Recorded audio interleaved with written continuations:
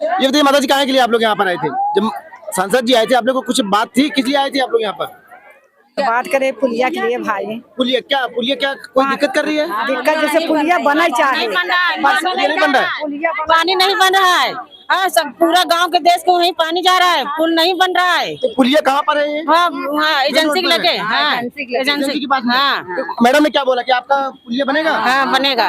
हाँ बनेगा। कुछ समय बताए होंगे कितना समय लगेगा? जैसे कहा टाइम लगेगा। टाइम लगेगा। हाँ, आप क्यों आई थी? भाई सब आप भी उसी के लिए आए थे? पुलिया के सब लोग आए थे, तो पुलिया के लिए आए थे। जैसा कि आप लोग देख पा रहे होंगे कि यहाँ पर ग्राम सभा बिल ज्यादा आ रहा है। जैसा कि आप देख पा रहे होंगे, लोग माननीय सांसद जी के सामने अपने समस्याओं को रखा, लेकिन आपको बता दें मेन समस्या इनकी ये थी कि जो मेन रोड जो है NH 731B में जो कि एक पुलिया है, जो कि पानी की समस्या थी, जिसके कारण पानी वहां नहीं निकल पाएगा। लोगों की समस्या है कि वहां पर पानी निकासी के लिए एक पुलिया बने। पुलिया बनेगी तभी लोगों का पानी वहां से, जो गांव में अभी क्या है गर्मी का समय है, लेकिन अभी कोई समस्या नहीं, लेकिन जिस समय बारिश होगी कई 1 किलोमीटर पीछे से 1 किलोमीटर आगे से पानी नाले के द्वारा यहाँ पर आएगा और पूरा गांव डूबने के कगार में होगा। तो इसके लिए लोगों ने माननीय सांसद प्रिय सरोज जी से बातें की। उन्होंने कहा कि ये पुलिया बनेगी, थोड़ा समय लगेगा, वो अपने काम पर लगे हुए हैं। लेकिन इन्होंने सिर्फ उद्योगपतियों का साथ दिया, उन उद्योगपतियों का विकास किया और देश की आम जनता का विनाश किया। मैं आपसे यही कहूंगी, बाबा साहब ने जो अधिकार दिया था, खासकर महिलाओं को अधिकार दिया था, क्योंकि महिलाओं को पढ़ने लिखने का अधिकार नहीं था, सबको अधिकार नहीं था पढ़ने, लेकिन उन्होंने एक प्लेटफॉर्म रखा। उस प्लेटफॉर्म में लिखा गया कि चाहे किसी भी जातिवाद की, किसी भी धर्म को, सबको पढ़ने लिखने का अधिकार, और हर व्यक्ति सम्मान से चलता है, तो वो अधिकार बाबा साहब ने दिया है। उसी बाबा साहब की प्रतिमा तोड़ी जा रही होगी, प्रतिमा को तोड़ा जा रहा है। पिंडरा विधानसभा में हम सुबह 6 बजे उठ के गए, वहां पे उनकी प्रतिमा तोड़ी गई और कहा जा रहा है किसने तोड़ा है, मुझे नहीं पता किसने तोड़ा, लेकिन इससे समझ में आता है कि देश के जो हमारे युवा है उनकी जो ब्रेन वॉश किया जा रहा है अम्बेडकर जी के प्रति, ये बहुत गलत चीज है। हमें लगता है वो तो हमारे भगवान है, जिनकी वजह से आज हम देश में एक साथ हैं, चाहे हिंदू चाहे मुस्लिम हो। अगर हमारे देश में हर व्यक्ति ने अपने आप को समझ लिया कि ना मैं हिंदू ना मुस्लिम, मैं सबसे पहले हिंदुस्तानी हूँ, और अगर हर एक व्यक्ति नहीं सोचेगा कि मैं सबसे पहले हिंदुस्तानी हूँ, तो कोई भी नेता, कोई कैसा, कोई भाजपा के लोग आपके बीच में फूट नहीं डाल सकता। क्योंकि सबसे पहले मुझे लगता है इस धर्म में, हमारे देश में धर्म के ऊपर रोटी सेकते हैं। जो लोग धर्म के नाम पर लड़ते हैं वो कुर्सी के लिए लड़ते हैं, जो संविधान के लड़ते हैं वो हक की लड़ाई लड़ते हैं। और आप समझ लीजिए वाली बात, आर्टिकल 40 में राइट टू क्वालिटी लिखा है, लेकिन आज भी जब मैं गांव में जाती हूँ, उसमें मुझे बोला जाता है कि मैडम ये इस कास्ट से इसलिए इनकी बात नहीं सुनी गई है, ये इस कास्ट से इसलिए इनका थाना में FIR दर्ज नहीं हुआ। ये क्यों हो रहा है? क्योंकि अभी भी ऐसी सोच विचार के लोग हमारी सत्ता में बैठे, ऐसे विचार के लोग हमारे प्रशासन में बैठे हैं। लेकिन जब वोट लेने की बारी है, हम लोग जो है, हमारी महिलाओं से पूछा जाए कि आपको राशन मिला था? राशन मिला था आपको? मिला था राशन आप लोग को? तो जब राशन मिला था, आप लोगों को दिमाग में क्या चल रहा है कि आपको राशन चाहिए कि नौकरी चाहिए? नौकरी चाहिए ना, लेकिन ये कहते हैं बहुत गर्व से कि हम तो राशन दे रहे हैं सबको। तो राशन से किसी का घर नहीं चलता, नौकरी से घर चलता। आप ये उनको बोलिए कि राशन में नौकरी दीजिए, अगर नौकरी मिलेगा तो 5 के 50 किलो घर में राशन आ जाएगा। ये लोग कहते हैं 80 करोड़ लोगों को नौकरी छोड़िए, राशन दे रहे हैं। हमें राशन नहीं चाहिए। इन्होंने कहा था पर ईयर हम 2 करोड़ नौकरी देंगे, उसके हिसाब से 20 करोड़ नौकरी मिल जानी चाहिए थी। क्या किसी को नौकरी मिली? नहीं मिली। अब टेलीविजन खोलें तो टेलीविजन में हिंदू मुस्लिम पे लोग बातें करते हैं। यहाँ तक हमारे जो मीडिया पिलर उसको भी कमजोर कर दिया गया है, हमारे जो कॉन्स्टिट्यूशन पिलर से लेजिस्लेटिव एक्सिक्यूटिव सबको कमजोर कर दे रहे हैं, क्योंकि इनके पास एक घमंड आ गया कि हमको कोई सत्ता से हटा नहीं सकता। लेकिन ये घमंड आपको होना चाहिए कि हम चाहे तो आपको हटा सकते हैं जब चाहे तो, क्योंकि जनता से बड़ा कोई नहीं होता। और पीडीआई है जो सबका मान सम्मान बढ़ाएगी, पीडीआई उनका रक्षा करेगी, संविधान, पीडीआई है जो हमारे रिजर्वेशन का आरक्षण को बचाएगी, पीडीआई जो आपकी हर बात को सदन तक पहुंचाएगी। मैंने एक नारा दिया था कि मैं आपके हक की लड़ाई लड़ने के लिए सड़क से लेकर सदन तक, सदन से लेकर सुप्रीम कोर्ट जाऊंगी, और वो लड़ाई और वो नारा अभी भी जारी है। ये मत सोचिए कि मैं सांसद बन के अपना जो नारा भूल गई, वो नारा मुझे आज भी याद है। अगर मेरे पास कोई व्यक्ति सुबह आता है बात करनी, चाहे वो किसी भी जात या धर्म का, मैं उनकी बात सुनती हूँ, उनके लिए काम करती हूँ, समाधान भी निकालती हूँ। तो मैं इतना इंश्योर कर सकती हूँ कि मैं अपने काम करते समय कोई धर्म जात नहीं देखती, क्योंकि मैं संविधान बाबा साहब को मानती हूँ। और बाबा साहब ने यही कहा था, देश को आगे बढ़ाना है तो धर्म को हटा के आप काम कर, देश बहुत आगे बढ़ेगा। नौकरी की बात साथ में उन्होंने कहा 2022 तक हर घर एक पक्का घर मिलेगा।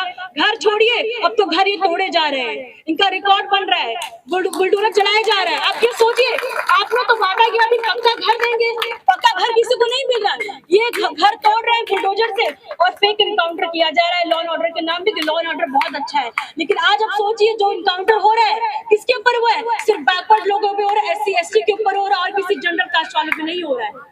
कभी सोचिए, जब 2027 आएगी तो आप किसको वोट देंगे? किसको सोच के वोट देंगे? क्या आप राशन के नाम पे वोट देंगे, 500 रुपए के नाम पे वोट देंगे, या फिर आप नौकरी के नाम पे वोट देंगे? किसानों की बात करें तो उनका MSP की कोई गारंटी नहीं है।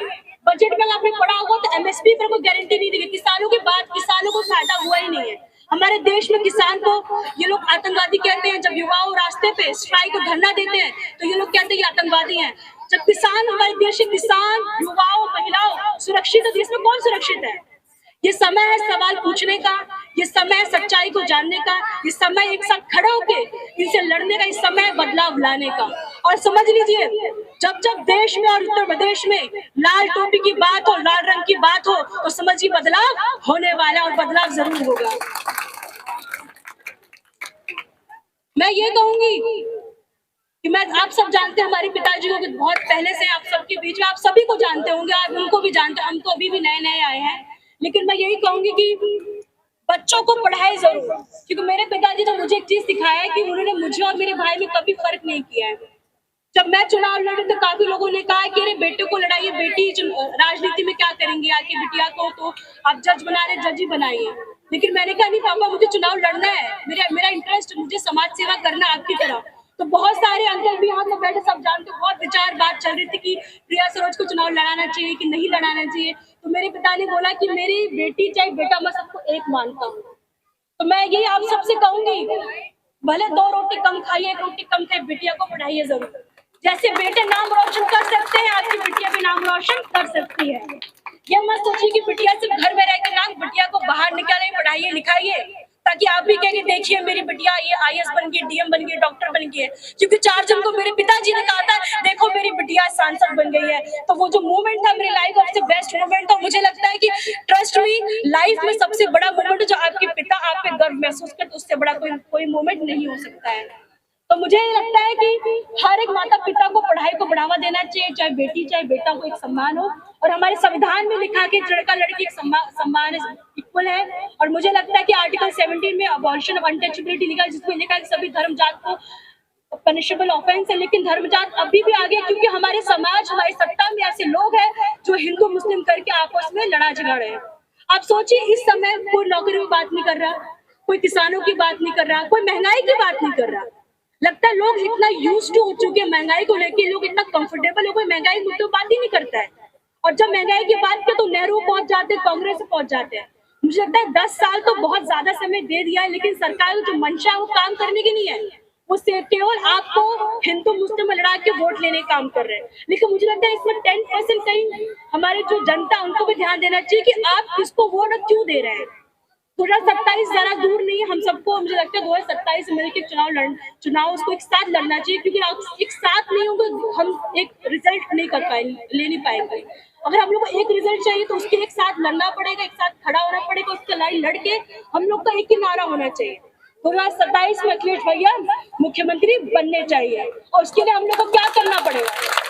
इसके लिए हम सबको घर घर जाके PDA के नारे को बुलंद करना, को PDA का मतलब बताना पड़ेगा और सबको बोलना पड़ेगा कि अगर आपने अभी फैसला नहीं लिया तो मुझे लगता है आपके बाद जो जनरेशन आने वाले आपको पूछेंगे कि आपने जब संविधान की लड़ाई चल रही थी तो संविधान बचाने की लड़ाई थी, आप लोग क्या कर रहे थे? हम ऐसे फालतू में नहीं कहते कि संविधान बचाइए। आप सोचिए, प्राइवेटाइजेशन करके पूरे देश से हमारा हक छीना जा रहा है, हर जगह हर चीज को प्राइवेटाइज किया जा रहा है, रिजर्वेशन खत्म किया जा रहा है। इनको प्रॉब्लम किस बात की? इनको प्रॉब्लम इस बात की, ये चाहते हैं कि जैसे हम लोग रास्ते में चलते हैं तो लोग को, हम लोग को बोलते देखिए किस कास्ट से बिलोंग करते हैं। मुझे लगता है अगर हम लोग के बच्चे लोग स्कूल में पढ़ रहे हैं, लिख रहे हैं, तो बाबा साहब का अधिकार है। मुझे इतना पता, जो मैंने पढ़ा था और मेरे पिताजी बताया करते कि पहले के जमाने में अगर हम कहीं चलते थे तो बोलते कि SC कास्ट से बिलोंग करते, तो चलने का अधिकार नहीं था, पढ़ने लिखने का अधिकार, स्कूल जाने का अधिकार नहीं था, बात करने का अधिकार नहीं था। लेकिन आज वो अधिकार जो बाबा साहब ने उसको हम लोग लड़ने के लिए, बचाने के लिए हमको लड़ना पड़ेगा। अगर हम लोग नहीं लड़ेंगे, 2027 में नहीं लड़ेंगे तो हम लोग बहुत लेट हो जाएंगे। हम समझिए बोलने का अधिकार भी चला जाएगा। जो हमें लगता है कि मीडिया आज जो हमारी मीडिया जो बिक गई है, हम यही कहेंगे कि आप टीवी देखना बंद कर दीजिए, न्यूज चैनल देखना बंद कर दीजिए, आपको खुद समझ में आ जाएगा देश की सच्चाई क्या है। जो मीडिया है वो बिक चुकी है, वो केवल आपको घुमाने की बात की, असली मुद्दे कोई बात नहीं करे। अभी कुंभ में इतने लोग की जान चली गई, ये कह रहे हैं हमारे पास कोई डेटा नहीं है। ये डिजिटल इंडिया की बात करते हैं लेकिन बस डेटा नहीं है, तो सबसे बड़ा झूठ हुआ क्योंकि बस डेटा नहीं, कितने लोग की जान चली गई है। मैं आप सबसे यही कहूंगी, आप सबसे निवेदन करूंगी कि आप सबको अपने घर में बात बैठ के विचार करिए, 4 लोग को जोड़िए कि हमको आगे की राजनीति और सोचना है कि 27 में कैसे मजबूत करना है। लेकिन एक चीज है, आप सभी को एक साथ होना पड़ेगा इसके लिए, आप सबको एक साथ होना है। और मैं एक और बात कहना चाहूंगी कि यहाँ की एक मैटर है, पुलिया का मैटर है जो यहाँ बनने का है, मैंने इसके लिए बात कर लिया है और मैं इसके लिए प्रयास करती रहूंगी जब तक पूरा नहीं हो जाता है। और मैं 2 बार बात कर चुकी, 4, 5, 10 बार, 15 बार भी बात की, लेकिन मैं करवाऊंगी जरूर क्योंकि मेरा कर्तव्य है और मुझे लगता है कि जनता ने चुना है मुझे, आप सभी ने मुझे चुना है, तो मेरा कर्तव्य बनता है कि बड़ा कोई नहीं होता है। लेकिन मुझे मछली शहर में एक सांसद पद मिला है, लेकिन उससे बड़ा मुझे एक और चीज मिला है, मुझे बहुत सारी माएँ मिल गई हैं जो मुझे बिटिया कहती हैं। मुझे बहुत खुशी होती है कि मुझे एक ऐसा क्षेत्र मिला जो मुझे मिलकर कहती है बिटिया तनी हमारा काम देखला, तो मुझे खुशी मिलती है। मुझे बेटी कहते हैं, मुझे बहुत खुशी होती है। और मैं कुछ पंक्तियां कह के अपनी बात खत्म करूंगी। सत्ता में बैठे लोगों ने कैसा हिंदुस्तान कर दिया, सत्ता में बैठे लोगों ने कैसा हिंदुस्तान कर दिया, बेजार इमारतों को भी हिंदू मुसलमान कर दिया। जय भीम, जय समाजवाद, धन्यवाद। ये बताइए माता जी, कहाँ के लिए आप लोग यहाँ पर आए थे? जब सांसद जी आए थे, आप लोग को कुछ बात थी, किस लिए आए थे आप लोग यहाँ पर? बात करे पुलिया के लिए भाई। पुलिया क्या कोई दिक्कत कर रही है? दिक्कत जैसे पुलिया बना चाहिए, पुलिया नहीं बन रहा है। पानी नहीं बन रहा है। हाँ, सब पूरा गांव के देश को वहीं पानी जा रहा है, पुल नहीं बन रहा है। तो पुलिया कहाँ पर है ये? हाँ, एजेंसी के लगे, हाँ एजेंसी के पास में। हाँ। तो मैडम ने क्या बोला कि आपका पुलिया बनेगा? हाँ बनेगा, हाँ बनेगा। कुछ समय बताए होंगे कितना समय लगेगा? जैसे कहा टाइम लगेगा। टाइम लगेगा। हाँ। आप क्यों आई थी? भाई सब आप भी उसी के लिए आए थे? पुलिया के सब जितने लोग आए थे सब पुलिया के लिए आए थे। जैसा कि आप लोग देख पा रहे होंगे कि यहाँ पर ग्राम सभा बिल ज्यादा आ रहा है।